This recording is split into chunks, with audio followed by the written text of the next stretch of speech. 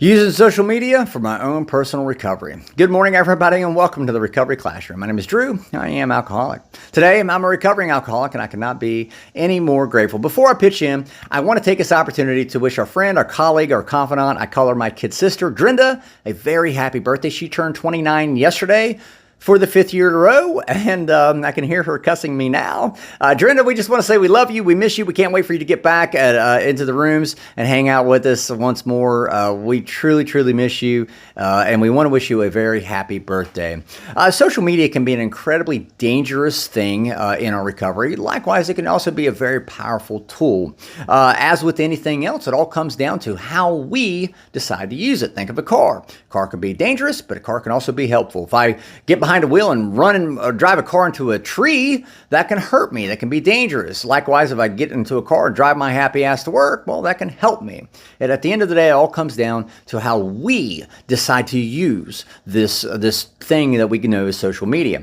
When I look at my friends list on all my social media accounts, and it looks like a Rolodex of DUI suspects, I probably need to be paying a little bit closer attention to my interactions and my conversations with those folks.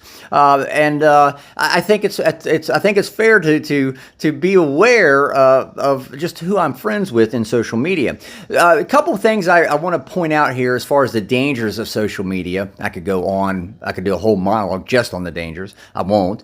But a few things I do want to point out. First and foremost, that social media can create this fantasy land in my own head of how other people may or may not be living their lives. In other words, if I go on their social media page and they got pictures of 3 houses, 14 cars, and 2 yachts.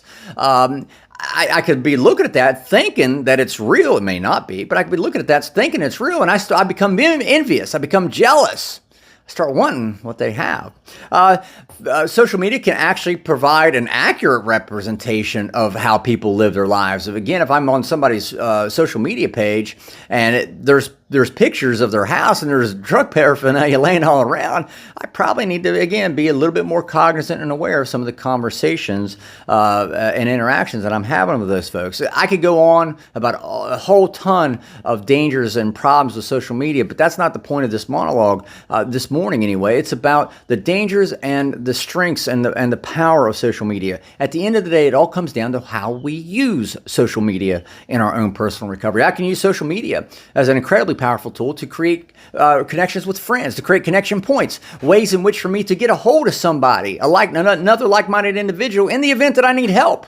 In the event that I need to reach out. And it can also social media can allow me to get to know these new friends of mine, to get to establish common interest. Again, if I go on their social media page and they got pictures of baseball field, chances are we will be talking baseball. I can even use social media to share my own personal experiences. I can also use social media to help uplift and encourage others, just as we try to do here on the Recovery Classroom.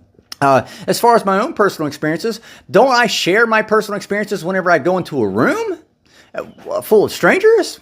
Right? I could walk into any room across this country and sit down in a room full of strangers and just share the same thing I'm sharing now. Can I do that on social media? Can I do that through video? I mean, doesn't that work? To me, in my mind, it makes perfect sense. Likewise, if I go into a room to help other people, to speak up and help other people, again, I can do that through social media. It all comes back to how we use it. There may be some of those out there, folks who say, and I'm sure there will be, I've met several of them, I've had this conversation with several of them, who say, well, you can't use social media because that violates the traditions.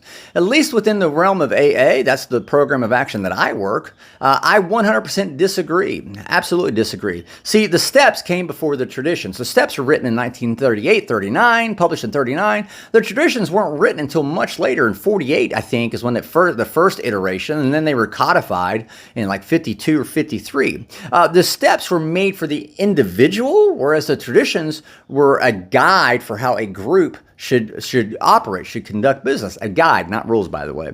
On page 58 of the big book, it clearly says, willing to go to any lengths. And so if I'm expecting people to be willing to go to any lengths, should I not encourage them to go to any lengths to stay sober? For me and for many of my folks, my friends anyway, we use social media. And at the end of the day, I refer people back to this. Bill Wilson himself used the only version of social media he had available to him at that time by writing a book. Because at the end of the day, all he wanted to do was communicate and carry the message to the still sick and suffering alcoholic. They just didn't have the internet. Bill Wilson had a book. With that being said, I'm out of time. Thank you guys for letting me come in and share 5 to 10 minutes of your day with you. You guys absolutely keep me sober, and I could not be any more appreciative. We'll be talking again soon, guys. Remember, you can't get drunk if you don't take that first drink.